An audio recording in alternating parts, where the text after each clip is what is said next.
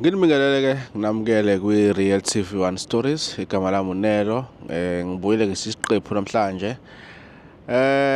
Ishane. Usisi usibhalelile ngestory sakhe. Kunestory serious esizogcina sifike ebazalini bakhe.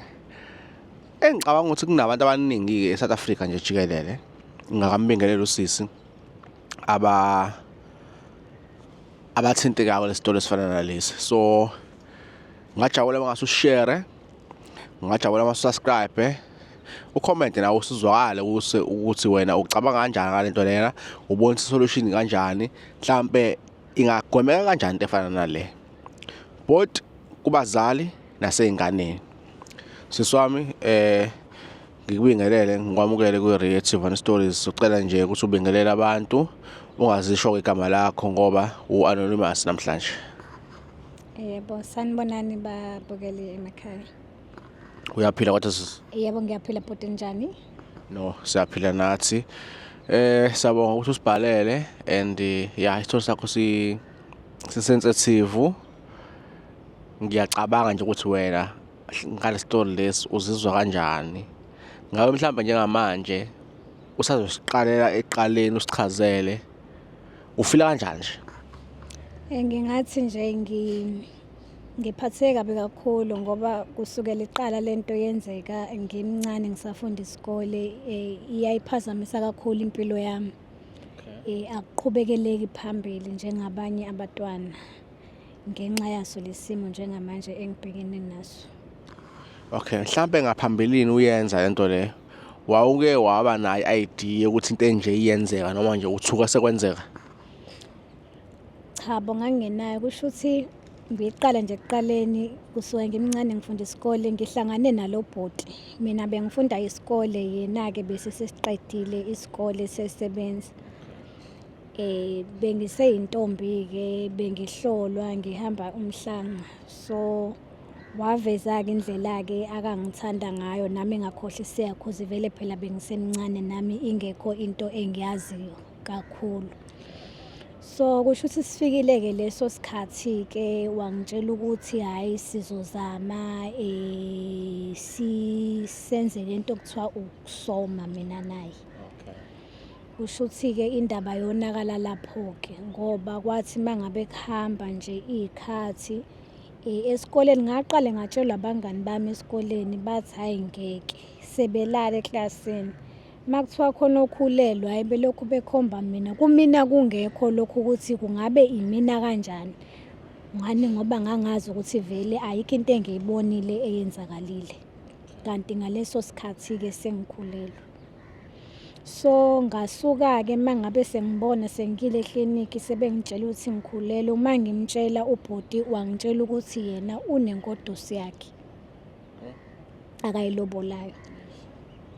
Ngakhuluma-ke nomngani wami-ke obehlala yena eThekwini vele iTheku elazi, wangitshela ukuthi bakhona akabaziyo abangangisiza ekuthenini umntwana ongcono ngimkhiphe kwenzela ukuthi nami ngingabambezeleki ey'fundweni. Nangampela-ke ngagibela-ke emakhaya-ke ngeza eThekwini. Umngani wami wangihambisa-ke kwelinye-ke ibhilidi. Ngikuphazamise nje kancane for 2 seconds.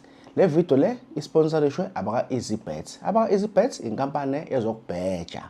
Ikhona kwi-app yakho ye-Android noma ungangena kwiwebsite yabo. Uma ufuna ucreate i-account yakho, ilink nje yokuqala kwi-description yale video le. Create i-account yakho, usebenzise i-promo code LOVE50 ukuze usitholele u50 mahhala nje ngokuthi ucreate i-account wasebenzisa i-promo code uLOVE50. Uma ufaka i-deposit yokuqala uthola u150%. Isibonelo, uma ufaka u100 uzothola u150 for free. Plus nawo lo 50 lo uthola mahhala. Uma ngabe ubhejile wadliwa uzobuyisela u-cashback ka15% wemali okade uyifakile. Bafethu ama-odds aka-EasyBet makhulu kakhulu, ahlula wonke ama-betting companies akhona eSouth Africa. U-EasyBet u-available eSouth Africa kuphela for now. Uzotholakala eAfrika nasemhlabeni wonke jikelele ekuhambeni kwesikhathi. So create i-account yakho namhlanje usebenzise i-promo code uLove50. Love50. Abakwa-EasyBet bathi siyayithanda i-Reactive 1 Stories. Qhubeka unikeze abantu izitori, usilekelela abantu, ngakho nasikuxhasa ukuthi ukwazi ukwenza lokho. Siyabonga kakhulu aba-EasyBet ngokuxhasa le video le. Asiqhubeke sibuke ivideo. Banginikeza ke umuthi namaphilisi ngawaphuza. Kwaphela aboma 3 hours. Ngaqala ke manje ke ngableeda ke. Engableeda insuku ezintathu zonke ke. Kwenzeka leyo nto ke kumina. Ilapho ke inkinga ke ezaqala khona ke. Okay. Ngalesa sikhathi nale bhano idlule. Ngalesa sikhathi umngani wakho wambona njenge hero noma njenge shiro njengomuntu okusizayo ukukhipha kwinkinga ekubhekene nayo. Ngalesa sikhathi angifuni ukuqamba amanga. Ngabona njengomsizi nje wami omkhulu ngani ngoba inkinga yami ukuthi ekhaya ngizothi isisu sivelaphi 2 lo muntu engazi enginesho ukuthi uyena uyangiphika sekuvela nanokuthi unengodosi mina into ebengingayazi. Yeah madoda. Okay. Ngisho umkhuhlane ungixolela. Abantu abaningi ke bakhuluma ngokusoma. Ngicabanga ukuthi abantu sebezoku-understand ukuthi ukusoma kunomngozi kuyenze ukhulelwe. But ngelinye ilanga ngiyafisa sithole abantu abama-experts abazi ngokusoma mhlawumbe laba abahlola izintombi. Bakabazi ukuchaza ukuthi ubungozi bokusoma buphi, ubuhle bokusoma yikuphi. But ile topic yangelinye ilanga. So sengifuna ke ungithathe ke usibeke ke manje ukuthi ke sesiphumile ke isisu usu right uyaqhubeka uyafunda. Mothi uqala inkinga ukhuluma ngani? Ngifundile ke ngoba lento yenze ngangifunda standard 11. Ngithe uma ngabe sengika grade 11. Yebo grade 11. Ngithe mangabe sengikwa grade 12 sengizobhala umntwana ngaqale ngaphupha umntwana sengathi umntwana wentombazane ekhala sengazi ukuthi usendaweni nje eminyama. Emqondweni wami angifuni ukuqamba amanga kwangabuye ukuthi lento leliphupho ngoba hlasa impela umntwana kuyinto ebhekene nami. Lokhu ngimphupha ke lo mntwana ongangokuthi ka matric angikwazanga ukubhala kahle ngoba bese sengimphupha noma kathathu esontweni. Lo mntwana lokwesikhathi eze kumina sengathi uzongikwebha ndima ngivuka ekseni esiphongo sami kubonakala ukuthi yena ngikwebhekile.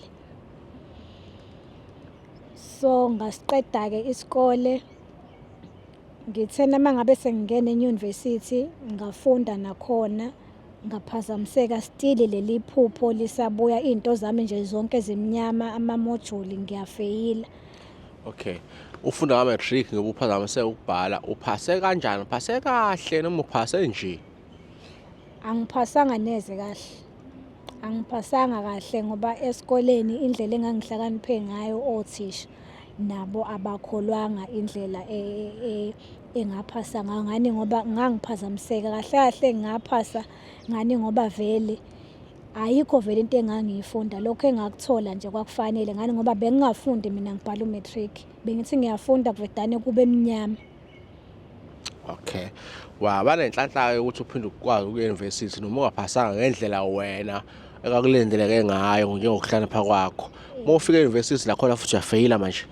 E-university mangifika khona ke ngiyafeyila nginemlenze nje yonke into and kwaqala ke manje ukuthi ezinye izingane esikoleni ayisangithandi and engangithandeni kwabo abanaso izathu yabo ukunyanya umuntu awenze lutho kuyena awukhulume lutho angixabene kodwa abantu bayahlehla boyfriend mangithola iboyfriend asilast nayo so ngize nje ngagcina sengiyinkomo edla yodwa ngayithuka ngelinye ilanga sengeba into engingayazi sengeba nje esitolo ngangena esitolo ngatshontsha ngayibona sengisesitokisini impilo yami nje yamnyama yonke into nje la engifike khona bengize ngizisho ngithi yazi la nje okungene khona mina la kuthinte khona mina kuyonakala.